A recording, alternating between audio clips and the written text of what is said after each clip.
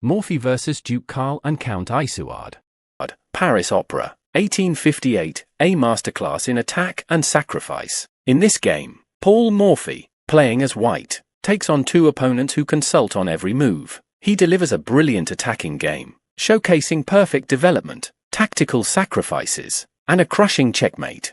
The opening, establishing control. White begins with the pawn moving forward to e4, controlling the center. Black responds symmetrically with pawn to e5.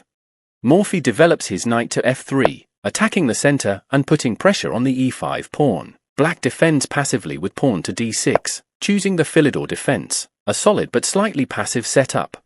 Morphy immediately challenges the center by pushing pawn to d4. Black decides to pin White's knight with bishop to g4, which momentarily stops White's knight from moving.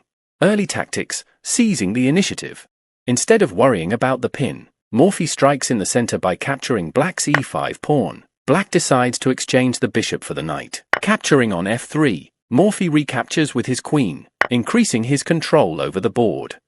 Black now takes White's central pawn with the d-pawn. While this looks reasonable, it exposes weaknesses in Black's position.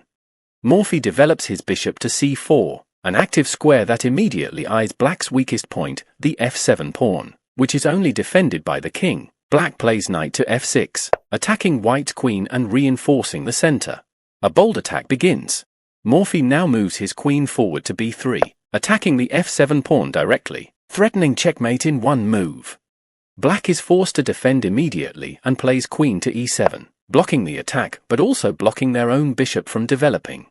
Morphy calmly continues development, bringing out his knight to c3. Black responds with pawn to c6, trying to restrict White's position and prepare for an expansion on the queen side.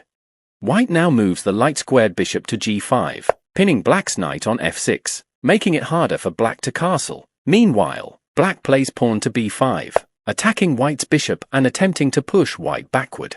Sacrifice is unleashed. Morphy does not retreat. Instead, he plays an astonishing move, knight captures on b5, sacrificing his knight. Black, believing they have gained a free piece, captures the knight with the c-pawn. Morphy now plays bishop captures on b5 with check. Black must block the check and plays knight to d7. Instead of capturing the knight, Morphy castles queenside, connecting his rooks and bringing another piece into the attack. A devastating finish. Black, desperate to hold their position together, moves the rook to d8, trying to bring their own pieces into the game. Morphy now delivers another brilliant sacrifice. Rook captures knight on d7. Black is forced to take the rook with their own rook. Without hesitation, Morphy plays rook to d1, attacking Black's pinned queen and increasing the pressure. Black tries to exchange queens, playing queen to e6, but Morphy does not allow it. Instead, he captures Black's bishop on d7. Black, in turn, captures back with the knight. Now comes the final blow. Morphy moves his queen all the way forward to b8, offering his queen as a sacrifice. Black has no choice but to take the queen with their knight. And then, rook to d8 is checkmate. Black's king is completely trapped, and the game ends in a brilliant victory for Paul Morphy. Lessons from Morphy's masterpiece.